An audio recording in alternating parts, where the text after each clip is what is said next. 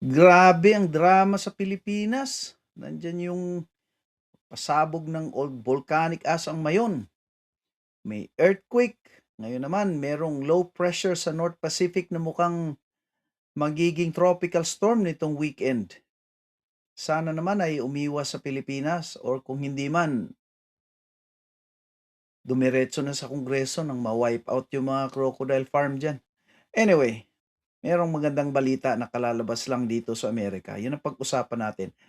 Dedicated to real talk, practical wisdom, and life-changing guidance for Filipinos. Whether you're working abroad, planning to migrate, or building a better life for your family right here at home.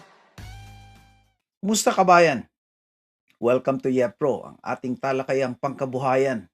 Medyo makikialam tayo ng konti sa drama ngayon. By Joel, nagbablog from New York. Usually, iniiwasan kong makisawsaw sa mga balitang negatibo pero kailangan rin nating bigyan ng pansin ang mga nangyayaring issue, lalong-lalo na kung maapektuhan ang ating freedom of speech dahil sa pagsisensor. Mukhang dyan sila papunta eh.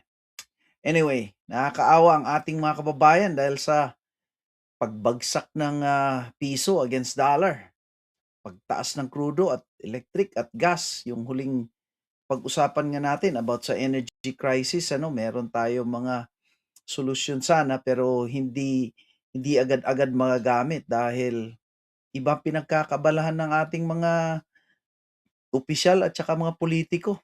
Kaya lahat nagtataasan ng presyo. Samantalang sila ay imbis na humanap ng paraan para makapagbigay ng solusyon at tulong, hindi yung ayuda, kundi pagbawas ng tax para lahat ay mag-benefit dahil yung ayuda katulad nung binigay nila sa mga driver at sa mga iba-ibang yung 4Ps na tinatawag nila, iilan lang natutulungan. Maraming hindi nakakatanggap. So, at saka wala namang gano'ng kalaking perang pinamimigay or of course kung mawala yung mga kurakot, sana yung mga pera na yon, 'no? At, yung mga ayuda na yon, yung 4Ps, malamang kadalasan pa, ayon sa ilang mga nakakaalam na ang kalakaran, yung budget bawas na sa ilang level ng distribution dahil nandiyan yung Congress, nandiyan yung gobernador, nandiyan yung mayor, nandiyan yung barangay captain. Who knows sino ang, madalas na may, nakakapagbawas ng pondo. Kaya dapat yung pera ipang-subsidize para sa pagbaba ng presyo dahil para lahat ay mabiyayaan. Anyway, masyado nilang inaatupag yung impeachment na lalong nagiging dahilan ng alitan at division sa mamamayang Pilipino. Hindi maganda, nag-aaway-away. Kung makita nyo ngayon ang mga trolls at saka yung mga, magkabilang side, napakagulo.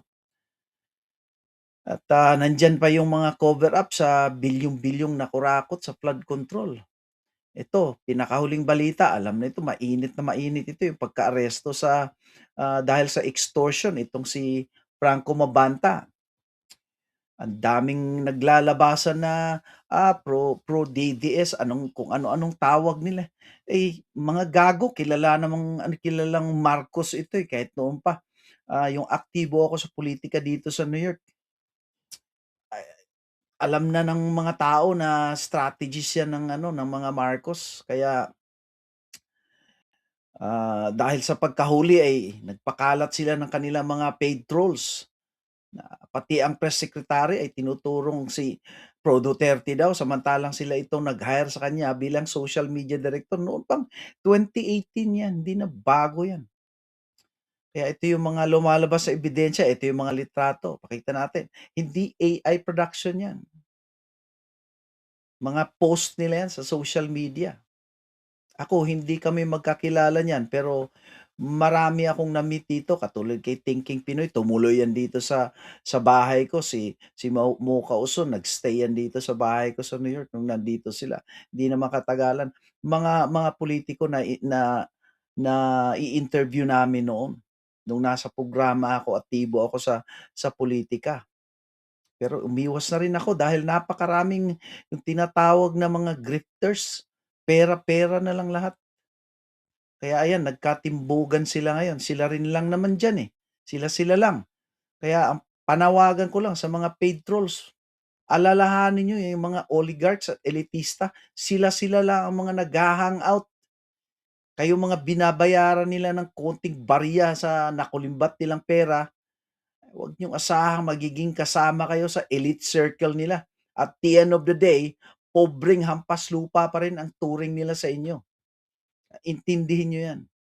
Mga oligarchs ang ah, nagpapasasa. Ang bayan hirap na hirap. Anyway, mas mainam pang pag-usapan natin ang bagong magandang balita na sana ay matuloy na. Ito yung pinaka-latest na update galing dito sa US. Sabi rito ay, the US and Iran are close to agreeing on a peace deal. This time around mukhang bibigay na ang Iran dahil hindi na ayaw nang pumunta ng US doon eh para makipag-peace deal. Sabi nila kung hindi pa magkakatuluyan eh ready nang bombahin yung kanilang mga tuloy-tuluyan na nang matanggal talaga itong Islamic na nagpapatakbo sa Iran. Sa mga hindi nakakaintindi, malalim ang pinaghugutan nito pero ayoko munang pag-usapan yan dito ngayon. Pero sa mga darating na araw, maaari nating pag-usapan yan para maraming hindi nakakaintindi kung bakit nangyari ang ganitong pangyayari ngayon. At may bini-blame sila na kesyo dahilan sa pagsimula ng giyera. Merong malalim na pinaghugutan 'yan. Anyway, ito yung one-page deal na sinasabi nila. Kung hindi matuloy, then Operation Epic Fury and the Blockade ay magre-resume. But anyway, so far magiging malamang bukas it's gonna be over, hopefully. So Iran has a tight deadline to respond. Sabi ng US President si Trump, assuming Iran agrees to give what has been agreed to, which is perhaps a big assumption, the already legendary epic fury will be at an end. So hopefully matapos yan. And the highly effective blockade will allow Hormuz Strait to be open to all, including Iran.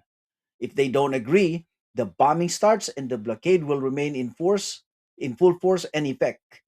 A proposed deal between the US and Iran bans underground nuclear facilities, requires the regime to commit to no nuclear weapons, and blocks enrichment for years.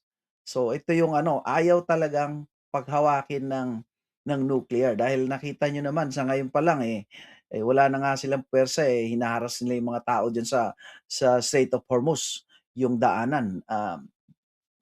So, ano yan, international waters yan, hindi nila dapat ginaganyan yan. But anyway, sabi there will be limits of 4% enrichment after that. A commitment to enhance nuclear inspections and an end to restrictions on travel through the Strait of Hormuz. President Trump, though, is telling the New York Post it's too soon right now to schedule a new round of in-person talks with Iran. So, panoorin natin yung video. A deal to end the war with Iran's regime appears to be coming together. News of a potential one-page agreement. President Trump is now touting great progress in the push for peace. And the punch of positivity is already having a fast effect. Oil prices have fallen below $100 a barrel. Markets are soaring right now. My team may pop that up as I'm talking about it. But it's impressive how quickly that response was. And those oil prices will eventually hit gasoline on the market. I mean, all of this is positive. Let's see how long this holds. Iran is expected to respond within hours, so that deadline on them is tight. I'm Harris Faulkner. You are in the Faulkner Focus. President Trump posted this on his Truth Social earlier this morning. Assuming Iran agrees to give what has been agreed to, which is perhaps a big assumption, the already legendary Epic Fury will be at an end, and the highly effective blockade will allow the Hormuz Strait to be open to all, including Iran. If they don't agree, the bombing starts. And this, the blockade will remain in full force and effect. Project Freedom, the movement of ships through the Strait of Hormuz, will be paused for a short period of time. Ang tanong, kung magkatuluyan ito at matigil ng putukan, kailan kaya magsisimulang bumalik sa dati ang presyo?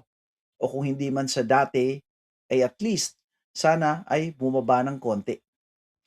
Although ang usual na resulta ay instant reaction ng global oil price, kanina lang yung index bumaba sa under $100 per barrel. That's a good sign.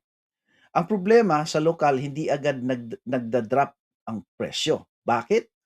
Dahil sa residual inventory. Ibig sabihin, yung nabili nilang oil sa presyo nung mataas pa dahil sa kakulangan ng supply, hindi ito agad-agad mapapalitan. Ibig sabihin, kung halimbawa nag-stock sila ng 2 buwan, merong matitira pang yung dating presyo. So, ang realistic timeline ay mga 1 to 3 weeks. Kung matigil at mag-resume ang pag-move ng mga tankers bukas dahil ready na yung mga tankers, naka-standby lang, hindi lang sila makatakbo pero loaded na sila ng oil, ready to ship. So sana kung hindi magkaroon ng price gouging ay sa next price rollout dyan sa Pilipinas ay makikita na ng mamamayan yung relief, yung pagbaba ng presyo. So hindi agad-agad pero it's gonna come. At base sa latest reports, next week pa lang may malaking drop na. So exciting 'yon.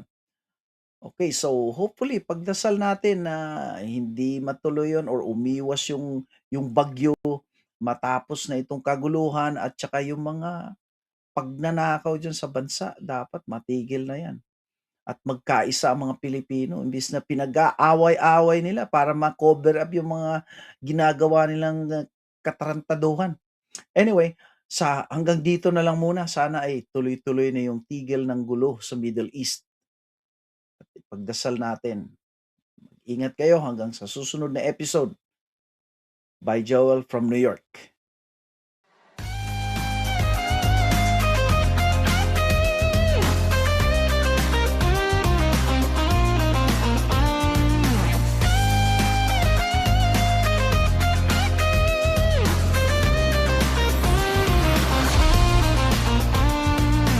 And there's crew in the Satellite and the Platte.